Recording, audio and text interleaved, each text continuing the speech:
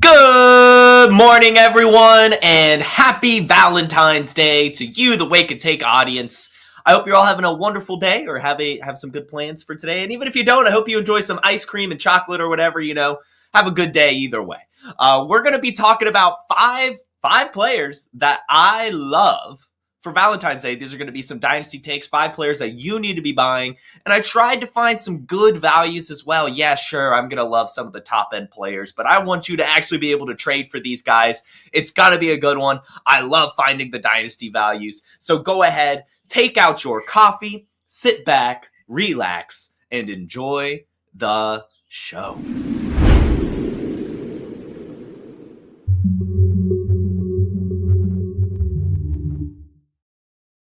And welcome into everyone here in the chat. And if you're listening as well, thank you for listening to the Wake and Take podcast. Again, guys, you can find the Wake and Take podcast via the link in the description. If you just want to listen and you don't want to watch. I've got 5 players for you, and it's going to be pretty quick. I will not lie. So before we get into it, I do want to let you guys know, a little bit of an early ad here. But we do need to hear just a bit about PlayerProfiler and the Dynasty Deluxe package. If you play in Dynasty, you need Dynasty Deluxe, our premium package for Dynasty Leaguers. We rank over 300 players, updated every week, all year long. And there's a Win Now mode and a Rebuild mode with Superflex and tight end premium controls. And a Dynasty League sync, where you can say, sync down all of my sleeper teams, all my FFPC teams, and then you can browse around your leagues for who has needs, and then you can use our trade finder to see what kinds of trades are happening in leagues that are similar to the one I want to do. Then you can analyze trades using our trade analyzer, which balances the lifetime value, which includes pick values out to like 2028. All of that, plus the rookie guide, $25 value, is included. So if you're just in one Dynasty League, Dynasty Deluxe is well worth it. And use your host's promo code, and you can bump up to All In and get $25 off. Use that promo code Jason for $25 off the Dynasty Deluxe or the All In package. It's awesome stuff. The Dynasty Deluxe tool gives you everything you need to dominate your Dynasty leagues. Now, I've got 5 players I love, and you might be able to tell by this picture right here. We're going to start things off. I always like to have at least one player from each position when I do these types of shows. So my quarterback buy is going to be none other than JJ McCarthy, a guy that we were robbed of last year, or this year. I guess it's last year, right? We're done. We're done with the season. We should have had a nice season from him, at least a nice half season. I know Sam Darnold played well, but I think JJ McCarthy would have come in at some point. And yes, I'm a Michigan fan. I know that. But J.J. McCarthy does have what it takes to be a good quarterback at the NFL level. And not just that, we've seen all sorts of quarterbacks in Minnesota succeed. So why would it be no different for their first-round pick, J.J. McCarthy? We saw Sam Darnold last year be an amazing fantasy quarterback. We saw Josh Dobbs for a good stretch. We saw Nick Mullins for a good stretch. Even Jaron Hall for the half he played against the Falcons looked good. Kevin O'Connell knows what he's doing with quarterbacks. That's why he was extended. And I know that J.J. McCarthy is young, but that's exactly why we like him in Dynasty. He came out early, and the dude is just a winner. He is simply just a winner. National champion, Ohio State victories, and a really good profile as well. He's 6'3", he's 221 pounds, which is solid. Really, really electric. Had the fastest 3-cone drill at the NFL Combine, showing that he is agile, and he's just awesome. He really is. And I know that in Michigan, he wasn't asked to do a lot, but his efficiency numbers were incredible. If you look at his volume, Michigan's pass, offense, super bottom of the barrel. He was 117th in pass play percentage per game and 76th in pass plays per game. And you would think if you see that you wouldn't have much efficiency. But he had the 6th highest completion percentage in the entirety of college football that year at 72.3%. He had nearly 3,000 yards. He had 22 passing touchdowns, both of which were top 35 quarterbacks. On top of that, he has some wheels as well. Over the last 2 seasons at Michigan, J.J. McCarthy ran the ball 134 times for 508 yards and 8 touchdowns. This is a quarterback with impressive stats, with an impressive skill set, and a winning mentality that got an amazing landing spot in Minnesota, not just with Kevin O'Connell, of course, but Justin Jefferson, TJ Hawkinson, Jordan Addison. It's a stacked roster, especially when it comes to the pass catchers, with a very quarterback-friendly offense. J.J. McCarthy valued right now on Keep Trade Cut as the quarterback 19 in Dynasty and the quarterback 21 on Player Profiler's Dynasty rankings. That is a screaming value. You will not be able to buy JJ McCarthy at these prices the second he takes an NFL snap. I would recommend getting him while you can. Our second Dynasty buy, we're going super deep for this one. Super deep for this one. But I am very intrigued as it pertains to the running back, Will Shipley. Right now on Keep Trade Cut, he is valued as the RB70.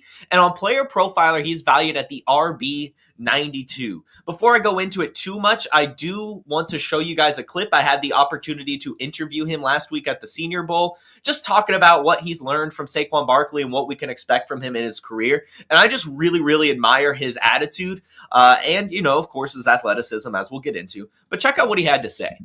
That just goes. All right, we're with Will Shipley, one of the most exciting running backs, especially rookie running backs this year. What have you been able to pick up from Saquon? Oh, a million things. I keep telling people I feel like I could write a book about just my rookie year and all that he's taught me. That just goes to the type of dude he is, type of football player he is. He took me under his wing really from the day I got drafted. Shot me a text, let me know I'm welcome, and he's just helped me out so much on the field, off the field. Just been a complete role model for me. Awesome, and you have a really awesome skill set. One day we'll probably see you not be backup Will Shipley. What could you say about the future Will? Yeah, it's just something I'm continuing to aspire to be. This year's taught me a lot of patience, and it's been a different perspective for me, but I've been so spoiled and blessed to be behind someone like, Saquon Barkley and Kenneth Gainwell. So, yeah, it's taught me a lot of patience, but, kind of the mantra I've had this year is I'm going to prepare like a starter every single day, and, whenever that opportunity presents itself and, I switch from that backup role to that starting role, I'm going to be ready for it, and I'm going to be going at 110%. Awesome. All right, so I see some hating in the chat already. Jason Tanner saying my takes are shit, and I only like him because I interviewed him. That is just not the case. If you know anything about me, I love backup running backs. They are the best way to get value on your bench in Dynasty, bar none. These are the players that gain value at an insane rate. And when you look at the Philadelphia Eagles, not only do they have one of the best running schemes in the NFL, they have one of the best offensive lines in the NFL. Not just that, Kenneth Gainwell is a free agent. So we're now talking about RB2, Will Shipley. Not just that, we all know the age-old adage about running backs coming off of career years. Generally, and I don't want this to happen, running backs that have the amount of volume that Saquon Barkley did this year with the amount of production do decline the next season.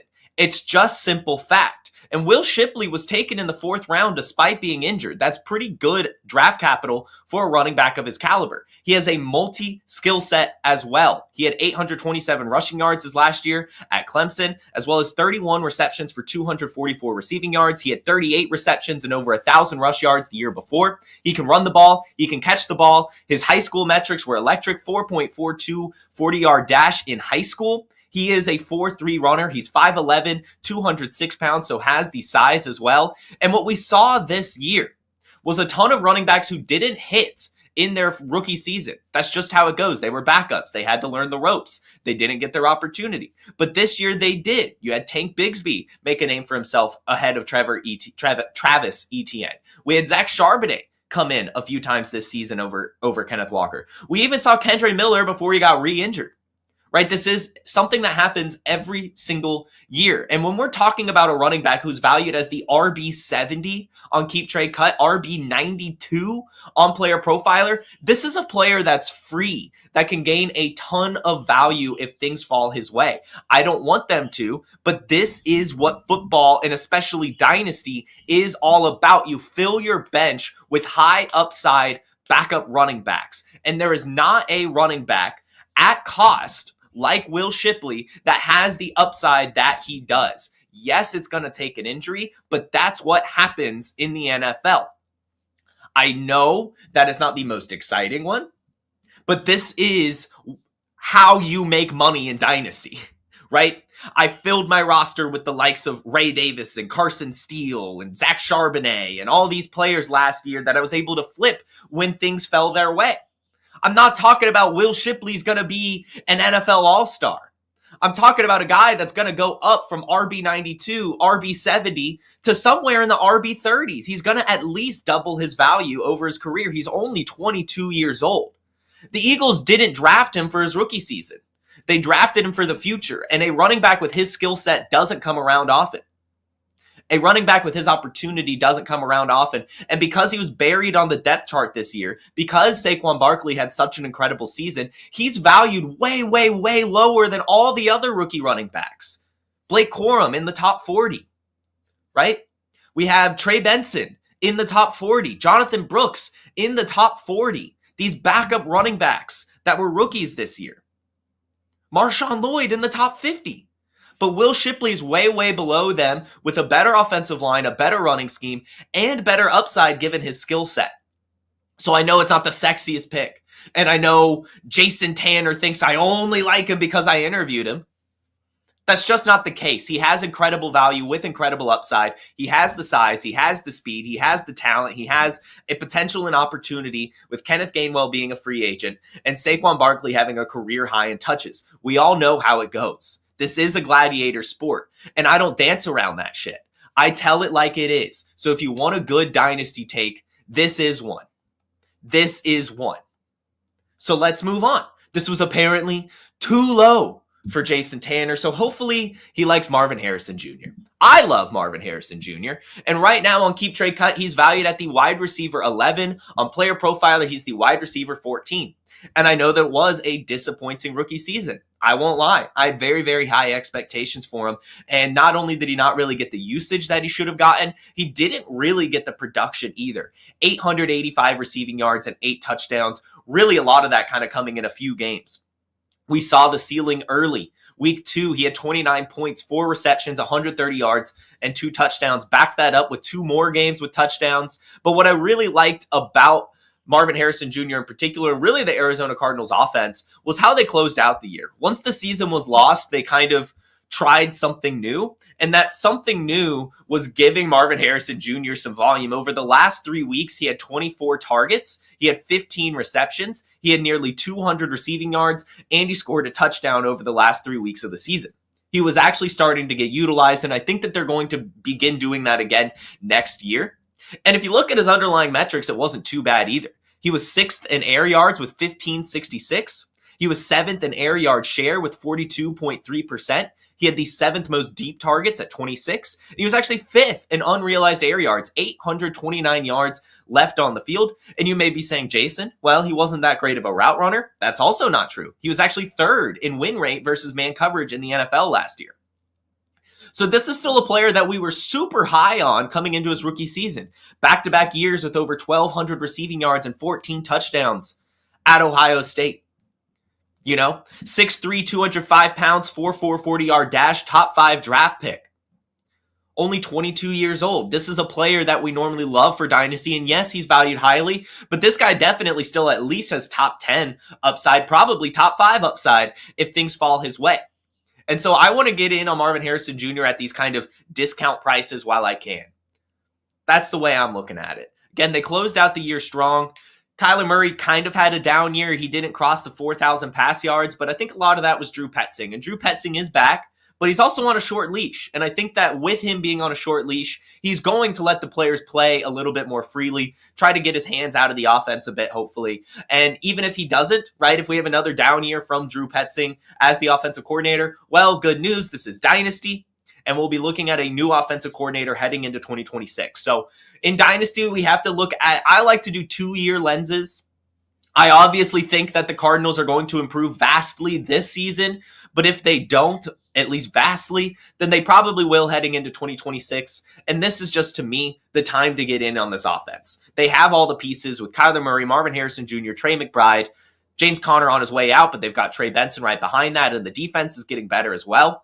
I like this team a lot. I like the potential a lot. And I think Marvin Harrison Jr., valued outside the top 10 of Dynasty wide receivers right now, is reasonable given what we saw from, Malik Neighbors, Brian Thomas, and a lot of these other younger wide receivers. But I do think it's about his floor. So I'm going to get in on Marvin Harrison Jr. now while I still can. Next up, you guys might be surprised by this one, but this just shows that I'm willing to be a market man. I don't have just player takes for no reason and stick to my guts. Last year, this was a player I sold everywhere. I was out on Brandon Aiyuk like nobody's business. I was very out on Brandon Aiyuk. In fact, that was probably my strongest take last year, was to sell Brandon Aiyuk, right? I was very, very adamant about that. He was valued as wide receiver 12 heading into the season, and I couldn't think of a single reason why he would be. I mentioned selling him time and time and time and time again. This year, though, I see the value. I see the potential. Right now on Keep Trade Cut, he's valued as the wide receiver 32. On Player Profiler, he's valued as the wide receiver 28. And that to me is a little too low / right about, right almost, which means to me it's about his floor and worth buying. Because one, as we talked about a few weeks ago, I do think the 49ers are actually going to be pushing for the Super Bowl this season. Christian McCaffrey's going to be healthy. They're moving on from Deebo Samuel. Ricky Pearsall is going into year 2. Brock Purdy's going to be healthier. They've had, kind of the cursed losing the Super Bowl season last year. I think they're going to be able to get back on track this year. And with Brandon Aiyuk, tearing his ACL and MCL, his value has fallen. With Ricky Pearsall closing out the year strong, his value has fallen, but Brandon Aiyuk is still the wide receiver 1 in San Francisco. He's still paid a ton of money. He's still under contract through 2028, and he's still only 27 years old. And with Deebo Samuel likely gone, there's going to be a lot more volume going his way. I just think the price is right. I want to get in on Brandon Aiyuk while we can. We've seen some good seasons from him, especially in 2022 when he had 1,000 yards, 8 touchdowns, and was the wide receiver 23 on a points per game basis. I don't see why we wouldn't be trying to buy Brandon Aiyuk. And I think that this is even one of those players where he might be valued, right around wide receiver 30. You could probably get him for a little bit cheaper. He's in that kind of wide receiver super tier, if you will, where there's maybe the wide receiver 35 is valued right around where Brandon Aiyuk is or something like that. So you could probably get Brandon Aiyuk for a little cheaper than you think. And I think right now is the time to do it. Again, only 27 years old, under contract for 4 more seasons.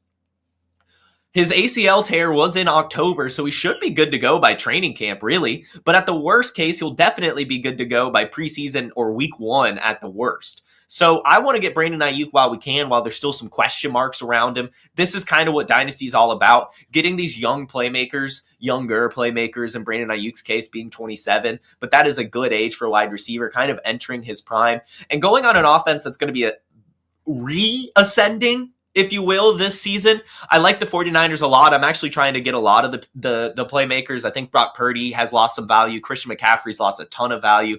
And Brandon Aiyuk is another one of those names. So another wide receiver I want to be buying for Dynasty right now is Brandon Aiyuk. And lastly, I actually told myself before making this show sheet that I would not do this player, but then I saw his value. And I'm not going to lie.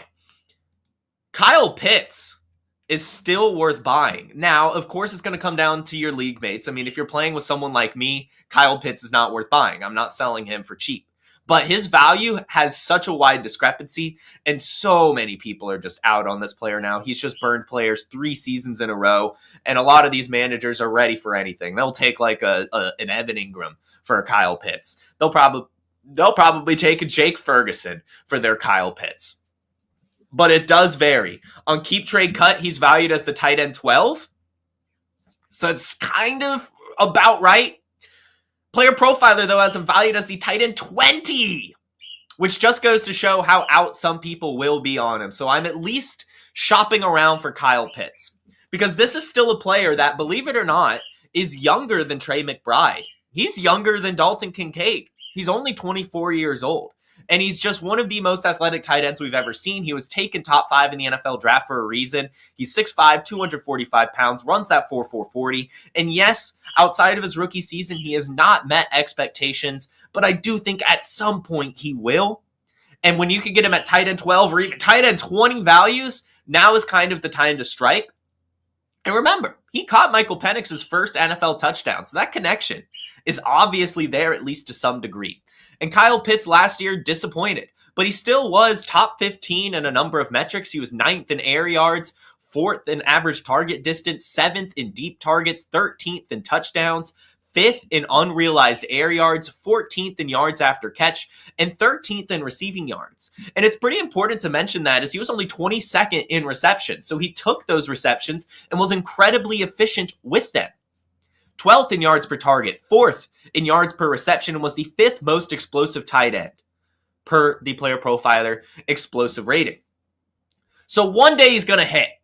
And I don't want to be one of those people that just thought he's going to keep burning me, so I'm never going to buy Kyle Pitts. He's entering his tight end prime, hitting 24 years old, now been in the league for 4 years. I'm buying Kyle Pitts at this discounted price. I'm sending my Evan Ingrams, my Jake Fergusons, my Pat Fryermuths, and I'm trying to get Kyle Pitts because this athleticism doesn't come around often.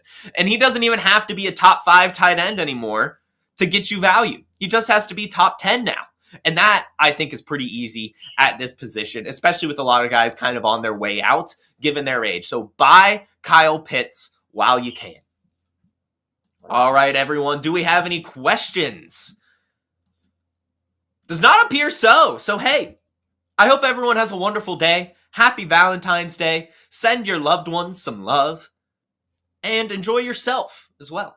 Take a nice little health day for yourself. I appreciate you guys. Thank you for tuning in. Buy these players and don't worry about the haters. Have a fantastic Friday, a wonderful weekend, and I will see you Monday. Peace. Hey, I want to thank you for being part of this broadcast. If you have any thoughts on it, leave a comment. If you enjoyed it, make sure you leave a like. And if you want to see more shows on the Player Profiler channel, subscribe to it. That's how we know you want more.